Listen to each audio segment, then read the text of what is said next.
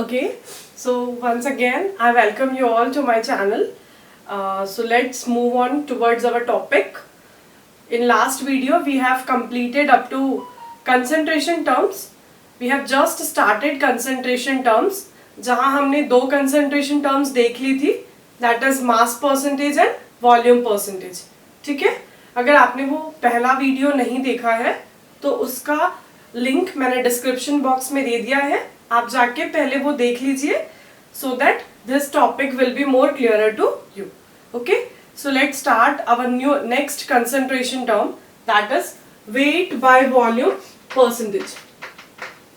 Okay, जो numerator में term होती है that is used for solute and जो डिनोमिनेटर में होती है that is for solution.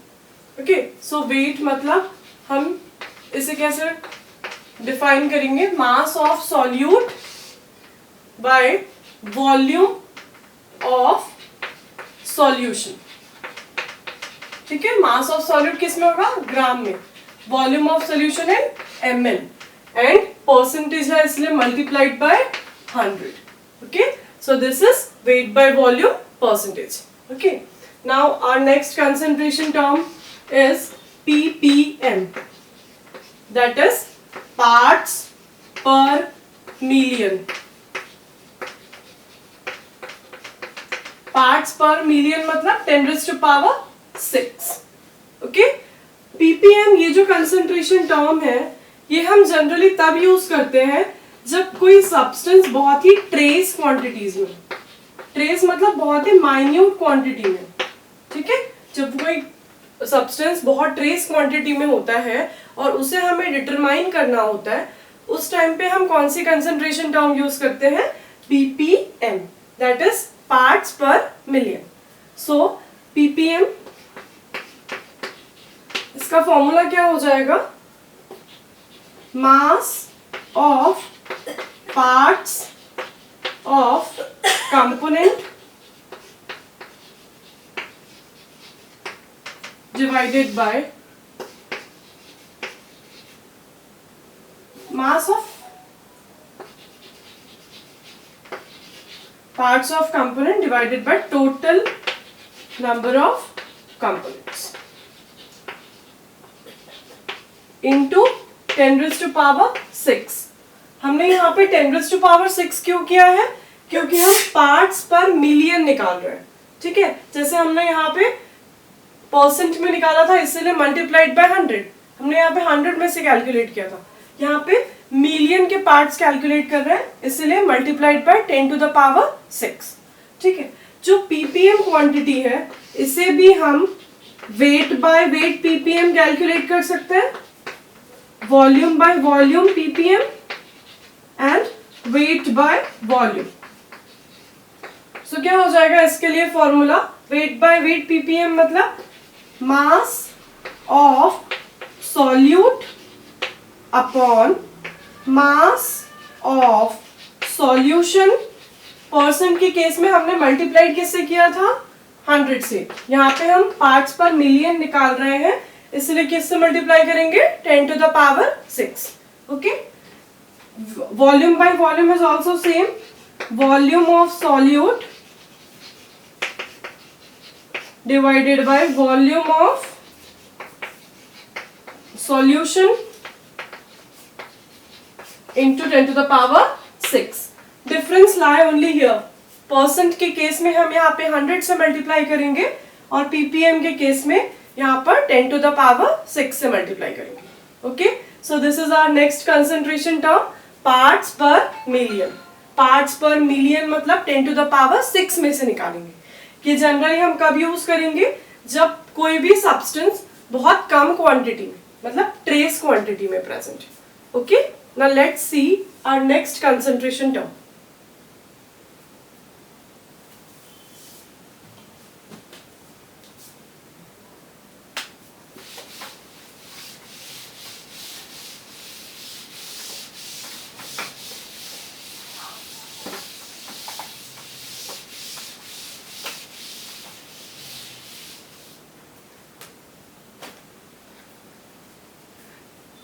Next concentration term is molarity.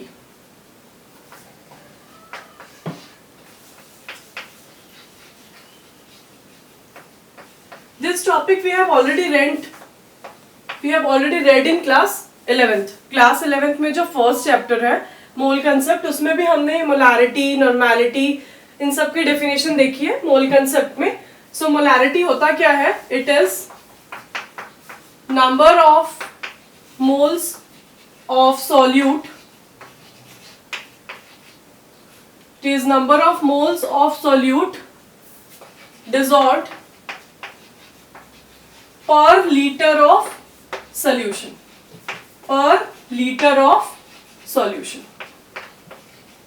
ठीक है? Molarity, it is number of moles of solute dissolved in per liter of solution. Molarity को हम capital M से denote करते हैं. So फॉर्मूला क्या हो जाएगा? Molarity is equal to number of moles of solute divided by volume of solution in liters. ठीक है? तो इसे हम नंबर ऑफ मोल्स को n से डिनोट करते हैं, volume of solution in litre. Number of moles निकालने का फॉर्मूला क्या होता है? Weight upon molecular weight. We all know that how to find out number of moles.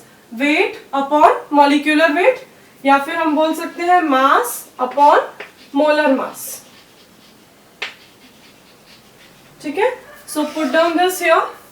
N की जगह पर हम रख सकते हैं weight upon molecular weight into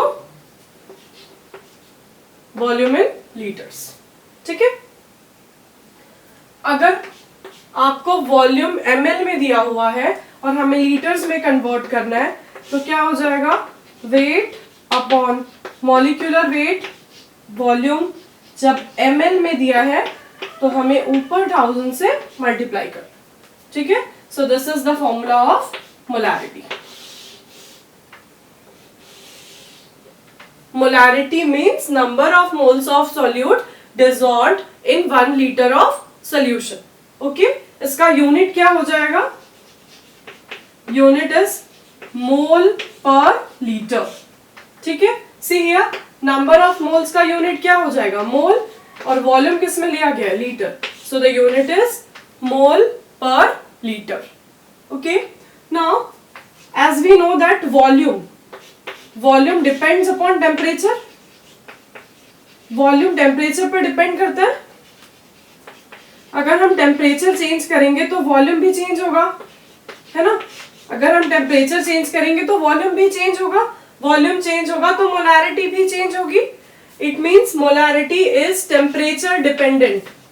molarity जो प्रॉपर्टी है वो टेम्परेचर डिपेंडेंट है. Okay, hence it is not a good concentration term. ये एक बहुत अच्छी कंसंट्रेशन टर्म नहीं मानी जाती है क्योंकि ये टेम्परेचर डिपेंडेंट है. इसका कंसंट्रेशन वैरी हो सकता है. ओके, तो हम मोलारिटी जनरली यूज नहीं करते हैं. क्यों यूज नहीं करते हैं? Because it is temperature dependent and it is not a good concentration term. Okay, so this is molarity.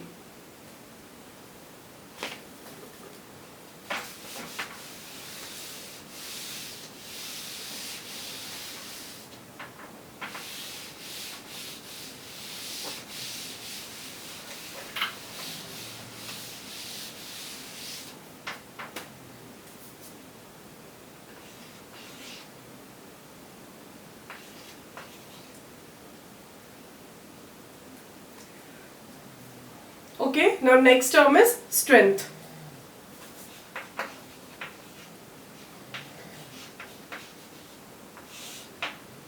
Molarity का डेफिनेशन हमने क्या देखा था? Molarity is number of moles of solute per litre of solution. तो strength जो है बहुत कुछ मोलारिटी से सिमिलर है. Strength is defined as mass of solute per liter of solution.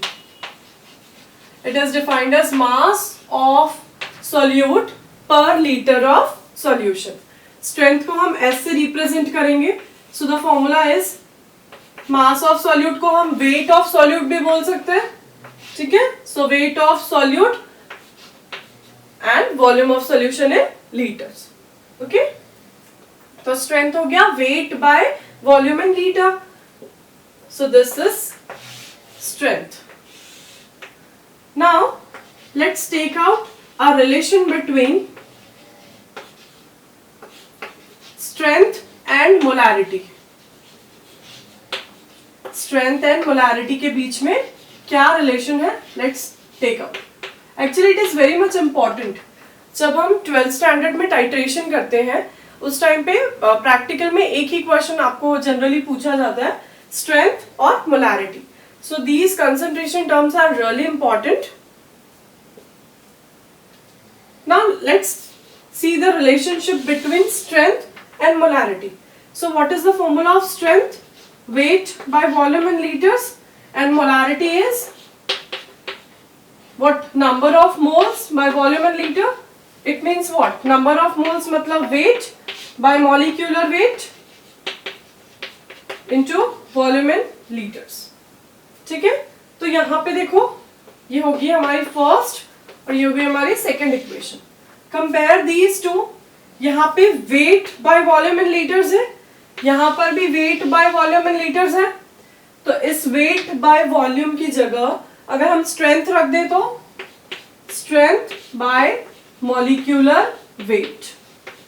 Okay, and this is what? Molarity. So molarity is equal to strength by molecular weight. अगर मैंने यहाँ से स्ट्रेंथ बाहर निकाला तो क्या हो जाएगा? molarity into molecular weight. So this is the relationship between strength and molarity. Strength is equal to molarity into molecular weight. Okay, and this is very much important. You have to keep in mind.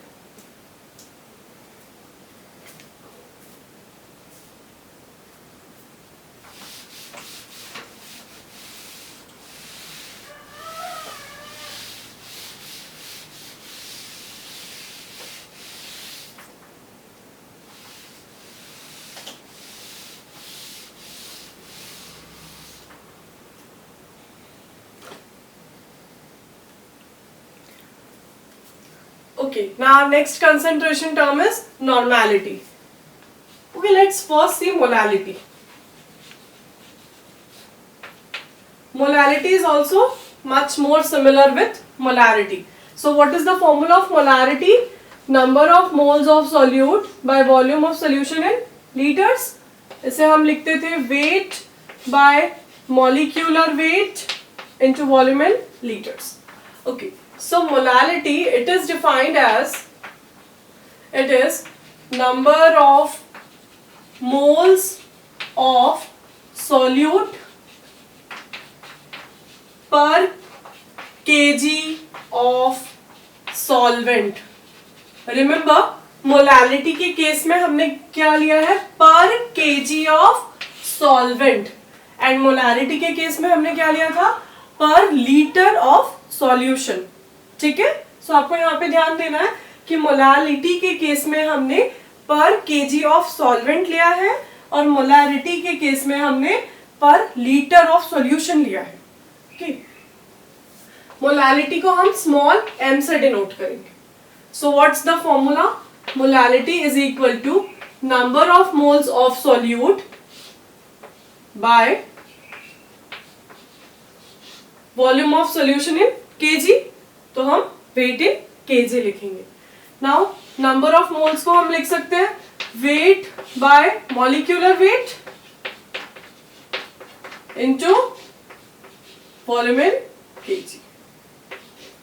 And हमें grams में ये term दी हुई है, हमें solvent ग्राम में दिया हुआ है और हमें उसे केजी में कन्वर्ट करना है. So what we have to do is multiply with 1000. ठीक है, हमें इसे ऊपर 1000 से मल्टीप्लाई कर देंगे. एक्चुअली यहाँ डिवाइड होता है, ऊपर आकर वो मल्टीप्लाई हो जाएगा. Clear? So this is molarity. So molarity is number of moles of solute per KG of solvent and molarity is number of moles of solute per litre of solution. Example, if suppose somebody has said 0.25 molar NaOH solution you have, it means 0.25 moles of NaOH is present in 1 kg of solvent. Clear?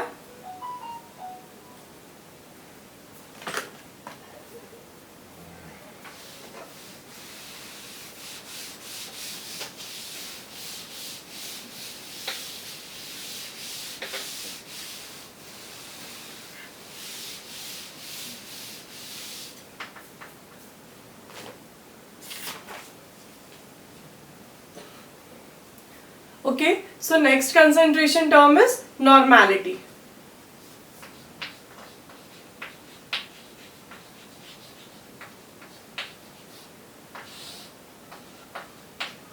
Normality, it is defined as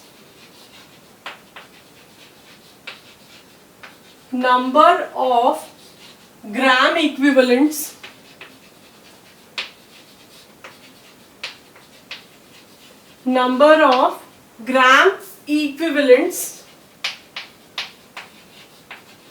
dissolved in per liter of solution. Normality is number of gram equivalents of solute dissolved in per liter of solution. ठीक है, तो हमने molarity के case में क्या लिया था? Number of moles of solute dissolved इन पर लीटर ऑफ सॉल्यूशन. मोलैरिटी के केस में क्या लिया था? Number of moles of solute dissolved per kg of solvent. But here in case of normality, which is denoted by capital N, तो यहाँ पर क्या हो जाएगा formula? N is equal to number of moles of solute,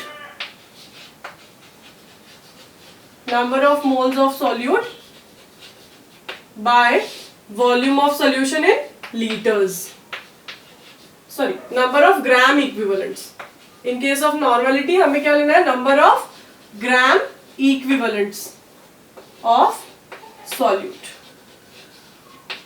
divided by volume of solution in liters. Clear? So normality is equal to number of gram equivalents. तो जो number of gram equivalents है ये हम कैसे calculate करेंगे? Number of gram equivalents कैसे calculate करेंगे हम? Number of gram equivalents, let's see molarity के केस में आपने नंबर ऑफ मोल्स कैसे फाइंड आउट किया था? वेट बाय मॉलिक्यूलर वेट से फाइंड आउट किया था. ठीक है, then in case of gram equivalents we will calculate it as weight by equivalent weight. Clear? Number of gram equivalents कैसे find out करेंगे? Weight by equivalent weight. Now how to calculate equivalent weight? तो equivalent weight calculate करने का formula है molecular weight by n factor. Molecular weight by n factor. So number of gram equivalents आप कैसे find out करेंगे? It is weight by equivalent weight. Weight by equivalent weight into volume in liters. Now equivalent weight मतलब क्या होता है? Molecular weight by n factor. तो इसकी जगह पर हम क्या लिखेंगे? Weight by equivalent weight. Equivalent weight की जगह हम क्या रख रहे हैं? Molecular weight divided by n factor into volume in liters. तो हम क्या करेंगे? इस n factor को ऊपर डालेंगे. Okay, so this is the formula of normality. ठीक है? Normality मतलब number of gram equivalents dissolved in 1 liter of solution. Now question arises how to calculate n factor. है ना? तो n फैक्टर हम कैसे कैलकुलेट करेंगे? n फैक्टर एसिड्स के लिए अलग से निकालते हैं, बेसिस के लिए अलग से निकालते हैं एंड सॉल्ट्स के लिए भी अलग तरीके से निकालते हैं. So let's see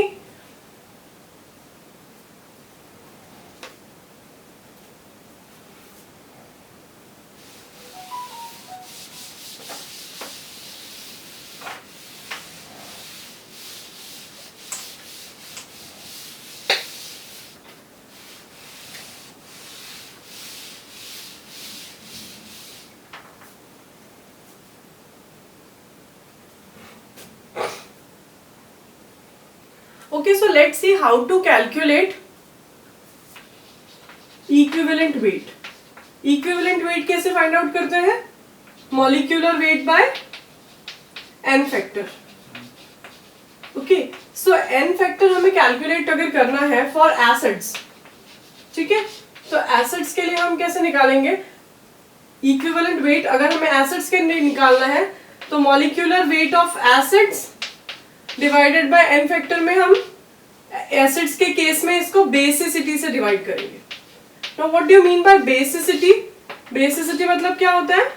Number of replaceable hydrogen atoms. Number of replaceable H positive ions or number of replaceable hydrogen atoms. For example, if we have taken HCl, तो HCl dissociate होकर हमें कितना H positive ion देगा? 1 H positive ion.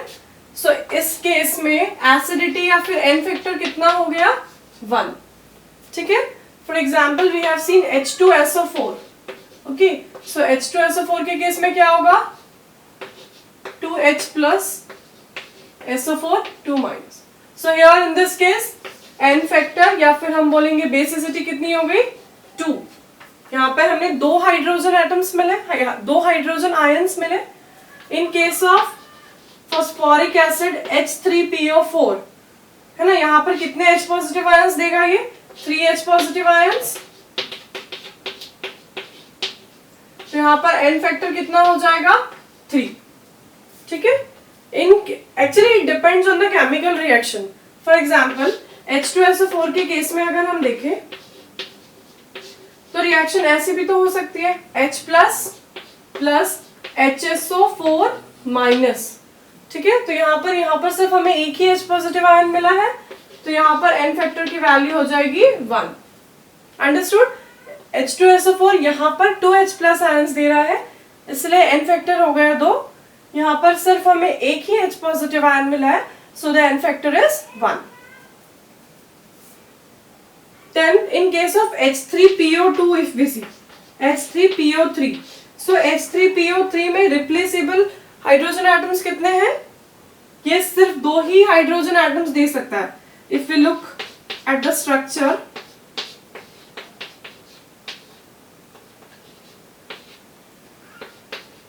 this is H3PO4. H3PO4. यहाँ पर जो hydrogen है वो ऑक्सीजन से लिंक है, सो तीनों हाइड्रोजन इजीली रिप्लेस हो जाएंगे, इजीली डोनेट कर देगा. But in case of H3PO3 the structure is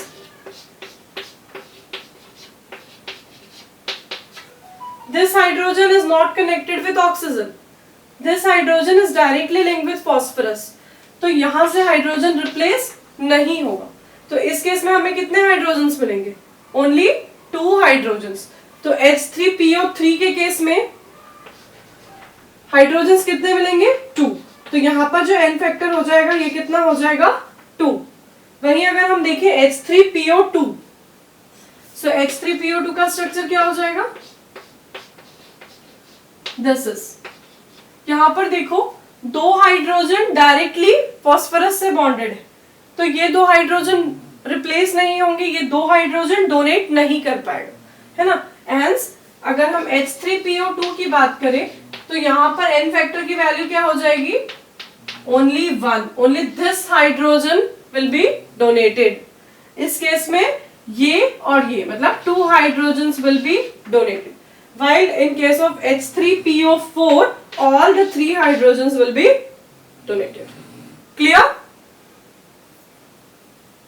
Please take a screenshot of what we are writing on board.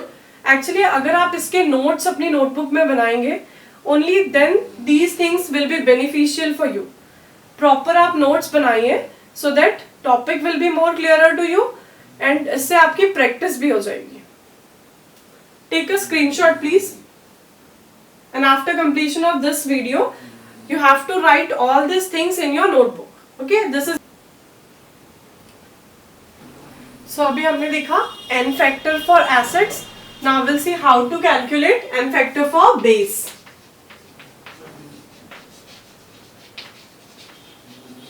So base के केस में हमने acid के केस में क्या लिया था? मॉलिक्यूलर वेट, एसिड्स के केस में अगर आपको इक्विवेलेंट वेट निकालना है सो फॉर्मूला क्या हो जाता था, molecular weight bye acid basicity, है ना। इसकी जो वैल्यू आती है वही हमने क्या बोला, n फैक्टर, है ना। तो इन केस ऑफ बेसिस अगर हमें इक्विवेलेंट वेट फाइंड आउट करना है सो क्या हो जाएगा, यहाँ पे क्या हो जाएगा, molecular weight by acidity, yes, molecular weight by acidity. तो what is acidity, number of replaceable hydroxyl ions, for example KOH, KOH कितने हाइड्रोक्सिल आयन डोनेट करेगा, 1, सो हियर बेसिसिटी और एसिडिटी इज इक्वल टू 1 और n factor is equal to 1। In case of barium hydroxide how many hydroxyl ions, 2, है ना, तो यहाँ पर इसकी वैल्यू हो जाएगी 2। In case of aluminium hydroxide यहाँ पर 3 हाइड्रोक्सिल आयंस डोनेट होंगे, so n factor is 3। In case of base अगर हमें इक्विवेलेंट वेट निकालना है so the formula is molecular weight by basicity. हर जगह हमें यहाँ पर अलग अलग टर्मिनोलॉजीज यूज करनी पड़ती है, इसलिए हमने डायरेक्टली क्या यूज किया हुआ है, n फैक्टर, ओके।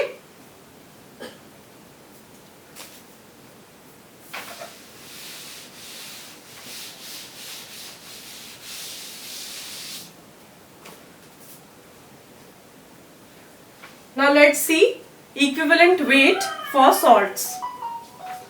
अगर मुझे equivalent weight salts के लिए कैलकुलेट करना है तो salts के लिए बहुत आसान है। यहाँ पे हम क्या करेंगे, molecular weight by total either positive और negative charge। आपको total magnitude ले लेना है, या तो आप positive ले लीजिए या तो आप negative ले लीजिए। For example NaCl, तो NaCl के केस में क्या हो जाएगा, Na+1 Na-1, है ना। तो या तो आप पॉजिटिव ले लो या तो आप निगेटिव ले लो, है ना। यहाँ पे वैल्यू कितनी आ जाएगी, n factor is always positive, so the value is 1। In case of Na2CO3 यहाँ पर क्या हो जाएगा, +2 -2, so the value of n factor is 2। n factor is not positive और निगेटिव टर्म, ठीक है, यहाँ पर +1 +2। So this is equivalent weight of salts। तो यहाँ से हमने equivalent weight निकालना सीख लिया। अब ये टर्म्स को हम नॉर्मेलिटी में पुट अप करेंगे and then we will get the answer. The relation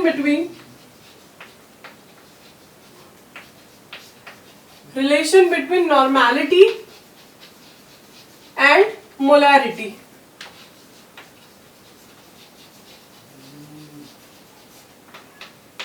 Okay, so what is normality? It is number of gram equivalents, we can write number of gram equivalents per 1 liter of solution। equivalents कैसे निकालते हैं, weight by equivalent weight से निकालते हैं into volume of solution in liters। equivalent weight कैसे find out करते हैं, molecular weight by n factor से। अभी हमने देखा थोड़ी देर पहले n factor for acids and bases, ठीक है। तो यहाँ पर हमने molecular weight bye n factor किया, तो यहाँ पर क्या हो जाएगा, वेट बाय इक्विवेलेंट वेट की जगह हम क्या रखेंगे, molecular weight bye n factor, ठीक है।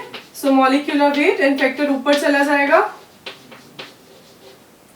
Divided by volume of solution in litres, ठीक है। So this is your normality। If we will see the molarity, then molarity का फॉर्मूला क्या था, number of moles of solute per liter of solution। number of moles को हम कैसे लिखते हैं, weight by molecular weight, weight by molecular weight, okay। now resemble this 1 and 2। यहाँ पे देखो weight by molecular weight into VL है, ये जो टर्म है ये यहाँ पर भी है। सो इस टर्म की जगह मैं यहाँ पे मोलैरिटी रख सकती हूँ। So normality is equal to molarity into n factor. This is the relationship between normality and molarity. Normality is equal to molarity into n factor, ठीक है। So normality is equal to molarity into n factor. Normality मतलब क्या होता है? Number of gram equivalents per litre of solution. Molarity is number of moles per litre of solution into n factor. Okay, then this will cancel each other. So number of gram equivalents अगर आपको find out करना है, so number of moles into n factor. Okay, यहाँ हमें एक और formula मिल गया. Okay, so relationship between normality and molarity is normality is equal to molarity into n factor.